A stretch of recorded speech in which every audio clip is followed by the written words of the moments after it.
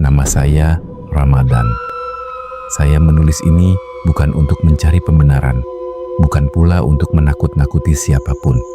Saya menulis karena ada peristiwa yang tidak pernah benar-benar pergi dari hidup saya.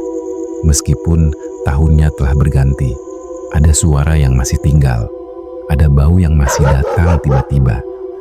Dan ada satu rumah di desa saya yang hingga kini tetap kosong, seolah menunggu sesuatu yang belum selesai. Desa tempat saya lahir terletak di Kabupaten Ngawi, Jawa Timur. Desa kecil dengan jalan sempit, rumah-rumah tua yang saling berhadapan, dan kebiasaan warga yang masih memegang adat dengan kuat. Di sanalah saya tumbuh, sebelum akhirnya merantau ke kota dan meninggalkan desa itu selama bertahun-tahun. Saya pulang bukan karena rindu, melainkan karena kabar duka. Seorang warga meninggal dunia. Rumahnya hanya berjarak 2 rumah dari rumah orang tua saya. Sejak kecil, saya mengenalnya sebagai orang yang pendiam. Ia jarang keluar rumah, jarang menyapa, dan lebih sering terlihat duduk sendiri di teras saat sore. Tidak ada yang benar-benar dekat dengannya, tetapi juga tidak ada yang bermusuhan. Kematian itu datang tiba-tiba. Dan seperti kebiasaan di desa kami, warga sepakat mengadakan tahlilan 7 malam berturut-turut di rumah almarhum. Saya tidak punya alasan untuk menolak. Malam pertama tahlilan berlangsung seperti yang saya ingat sejak kecil. Ruang tamu rumah almarhum dipenuhi jamaah laki-laki. Sebagian besar sudah berusia lanjut. Mereka duduk bersila di atas tikar pandan yang digelar rapat. Kitab-kitab kecil terbuka di pangkuan. Suara doa dilantunkan pelan, berirama, bercampur dengan bunyi sendok kecil yang sesekali beradu dengan gelas kopi pahit. Lampu gantung di tengah ruangan memancarkan cahaya kuning yang redup. Dinding rumah terlihat kusam, catnya mengelupas di beberapa bagian. Di dinding depan tergantung sebuah foto hitam putih almarhum di bingkai kayu sederhana. Saya duduk di barisan belakang, dekat pintu. Dari sana saya bisa melihat seluruh ruangan. Tidak ada yang aneh pada malam itu. Setidaknya, begitu yang saya pikirkan saat doa mulai dibacakan. Namun, seiring waktu berjalan, saya mulai menyadari sesuatu yang sulit saya jelaskan. Udara di dalam rumah itu terasa dingin. Bukan dingin malam biasa. Dingin itu seperti merayap pelan ke kulit, menembus pakaian, dan menetap di dada. Padahal malam itu tidak hujan. Angin pun tidak bertiup. Semua jendela tertutup rapat. Yang lebih mengganggu, saya merasakan aliran udara dingin datang dari arah ruang tengah rumah. Tepat di balik tirai yang memisahkan ruang tamu dengan kamar-kamar di dalam. Seolah ada pintu lain yang terbuka, tetapi tidak terlihat. Malam kedua, saya datang lebih awal. Saya membantu menata kursi plastik di teras dan ruang samping.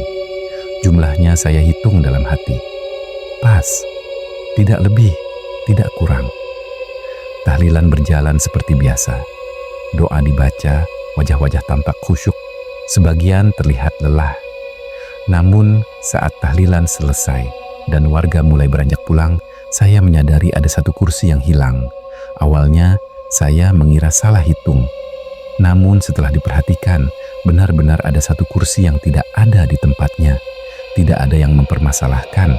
Ada yang berkata mungkin dipinjam anak-anak yang bermain di luar. Ada pula yang mengira kursi disimpan di kamar. Saya memilih diam. Entah mengapa, dada saya terasa tidak nyaman. Bau itu datang sebelum doa dimulai, bau tanah basah. Bukan bau tanah setelah hujan, melainkan bau yang berat, pekat dan menempel di hidung. Bau yang mengingatkan saya pada liang kubur yang baru digali. Bau itu memenuhi ruang tamu. Tidak semua orang menyadarinya, atau mungkin memilih tidak mengatakannya. Di tengah doa, seorang ibu yang duduk di barisan samping tiba-tiba terdiam. Bacaan di tangannya terjatuh, matanya membelalak, menatap sudut ruangan di dekat tirai ruang tengah. Tangisnya pecah tanpa suara terlebih dahulu, lalu berubah menjadi jeritan tertahan. "Ada yang duduk di sana," katanya terbata. Semua menoleh. Sudut itu kosong. Ibu itu ditenangkan dan dibawa keluar. Doa dilanjutkan, meski nadanya tak lagi sama. Sejak saat itu, saya merasakan sesuatu yang aneh. Perasaan seperti sedang diperhatikan, bukan oleh satu pasang mata, melainkan oleh sesuatu yang tidak perlu mata untuk melihat. Lampu berkedip saat doa baru dimulai. 1 kali, 2 kali, lalu stabil kembali. Tidak ada alat elektronik lain yang terganggu, hanya lampu ruang tamu. Malam itu, saya baru benar-benar memperhatikan foto almarhum di dinding. Tatapan matanya terasa berbeda, lebih tajam, lebih fokus. Setiap kali saya mengalihkan pandangan, lalu melihat kembali ke arah foto itu, selalu ada kesan seolah matanya mengikuti pergerakan orang-orang di ruangan. Saya mencoba menepis pikiran itu. Saya lelah, pikir saya. Namun, rasa tidak tenang itu terus menetap hingga malam berakhir. Langkah kaki terdengar dari arah kamar belakang. Pelan, berat, diseret. Tidak ada pintu yang terbuka. Suara itu cukup jelas hingga pemimpin tahlilan menghentikan bacaannya. Kitab ditutup perlahan, tangannya gemetar. "Malam ini," katanya dengan suara yang tidak stabil, "kita kedatangan tamu yang tidak diundang." Udara berubah sangat dingin. Napas kami terlihat samar. Tidak ada yang berani menoleh ke belakang. Jamaah berkurang drastis. Yang tersisa hanyalah orang-orang tua dan saya. Saya duduk dekat pintu, berniat keluar jika keadaan memburuk. Namun, saat doa berlangsung, terdengar suara lain menyusup ke dalam lantunan tahlil. "Amin." Nada suara itu rendah, dekat, bukan milik siapapun yang hadir. Saya menatap sudut ruangan, dan untuk pertama kalinya, saya melihatnya.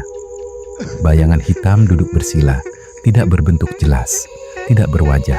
Saat bayangan itu menoleh ke arah saya, dada saya terasa sesak, seolah ada tangan tak terlihat menekan dari dalam.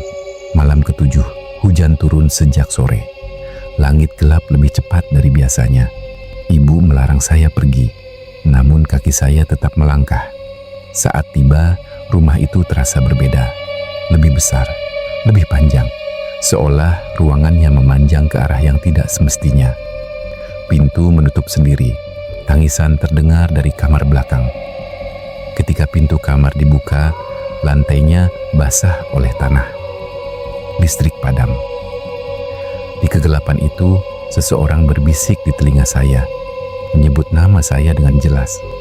Saya merasakan sentuhan dingin di pundak.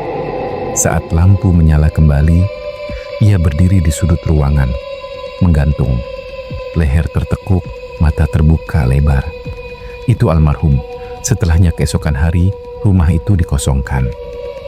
Tahlilan dihentikan. Barulah terungkap, ia meninggal gantung diri.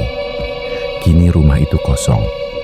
Namun pada malam-malam tertentu, doa masih terdengar.